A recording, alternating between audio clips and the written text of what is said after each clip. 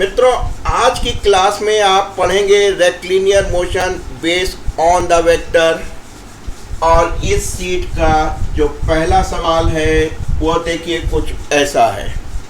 कह रहे हैं एक particle start from the origin at t बराबर 0 विद ए वेलोसिटी, यानी t बराबर 0 पे जो वेलोसिटी होगी वो कौन सी होगी बेटा?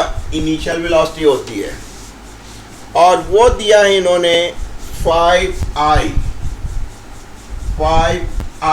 मीटर पर सेकेंड। इसका मतलब समझ रहे हैं कि जो i डायरेक्शन में चल रहा है यानी इनिशियल वेलोसिटी उसकी x डायरेक्शन में है। खत का मजमून समझ लीजिएगा बंद लिफाफा समझ के कि इसका मतलब है कि वो x एक्सिस में चल रहा है, इसलिए y एक्सिस में इनिशियल वेलोसिटी क्या थी? उसकी 0 थी। ये आपको समझना था। कह रहे हैं कि भाई उस पे एक फोर्स लगा जिसकी वजह से उस पे एक कांस्टेंट एक्सेलेरेशन आई। जो एक्सेलेरेशन थी वो इस प्रकार की थी 3i plus 2j, 3i plus 2j। ये उस पे फोर्स के द्वारा एक्सेलेरेशन लगा दी गई थी। तो आपको बताना है what is the displacement in y coordinate of the particle at instant x जो है वो 84 मीटर पे। पहला पॉइंट बताना है कि y कितना होगा जब x जो है 84 मीटर पे होगा। तो ये तो बात बिल्कुल सही हो गई कि भाई आपका एक्सेलेरेशन i और j है, यानी फोर्स 2 डायमेंशन में लग रहा है। जब फोर्स 2 डायमेंशन में लग रहा है, भले ही इनिशियल वेलोसिटी आपकी x डायरेक्शन में थी, तो जो डिस्प्लेसमेंट इन y डायरेक्शन है वो हम ज्ञात कर लेंगे क्योंकि एक्सेलेरेशन y में भी है। आपने कहा ये तो बहुत आसान है, s बराबर ut plus half at square होता है, याद आ रहा होगा। जब मसला y एक्सिस का था तो सारे कंपोनेंट आपने y के ले लिए थे। अब देखिए डिस्प्लेसमेंट इन y हो गया। यहाँ पे तो इनिशियली i में था, इसलिए आपने कहा इनिशियली y 0 था। a का y कंपोनेंट आपको यहाँ से मिल गया। अगर भाई साहब t मिल जाए तो आपको y मिल जाएगा। ये t कब निकालना है? जब x पार्टिकल x डायमेंशन में 84 पे है। तो यही काम आप यहाँ कर दीजिए, s बराबर ut plus half at square. सारा मसला x का था तो सारे कंपोनेंट x के ले लीजिए।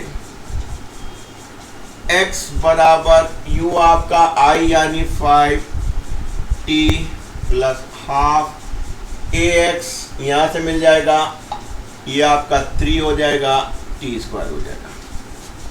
x की वैल्यू कितनी है? 84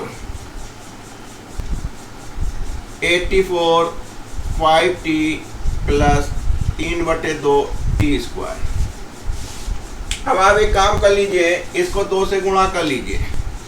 8 16 10t प्लस 3t स्क्वायर। यहाँ से t निकल आएगा, क्वाड्रेटिक इक्वेशन है, यहाँ रख देंगे, हमको y मिल जाएगा। तो हमने कहा 3t square plus 10t minus 168 बराबर 0। काम बन गया।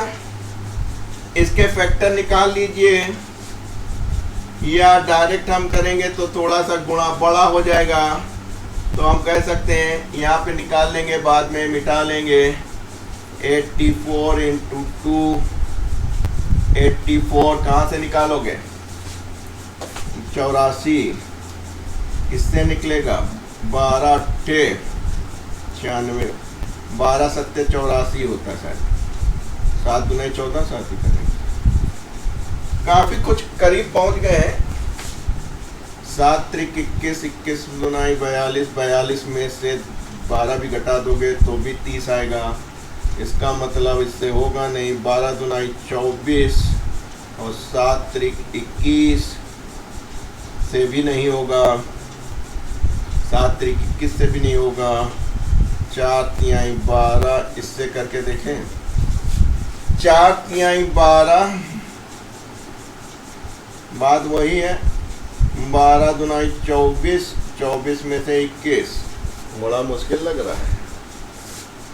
6 3 त्रिका 9 दूनी 18 आ गया, 3 त्रिका 9, 9 दूनी 18, और 18 में से 7 चौक 28 बन गया आपका। 7 चौक 28 में से 18 घटा दीजिए, 7 चौक 28 में से 18t घटा दीजिए, 3t आएगा इसमें, नहीं इधर लाना पड़ेगा इसको, ये वाला ले लीजिए तो -6 हो जाएगा। यहां से 28 कॉमन ले लीजिए तो t माइनस 28 को 6 से गुणा कीजिए, 8 छंग 48, 6 दूनी 12, 4 16, तो t निगेटिव तो हो नहीं सकता है, तो t बराबर आपका 6 आ गया, लिख लिया। बस इसकी वैल्यू उठा के यहाँ पे रख लीजिए, 6 × 6, तो आप कह सकते हैं कि y जो है 36 मीटर पे होगा।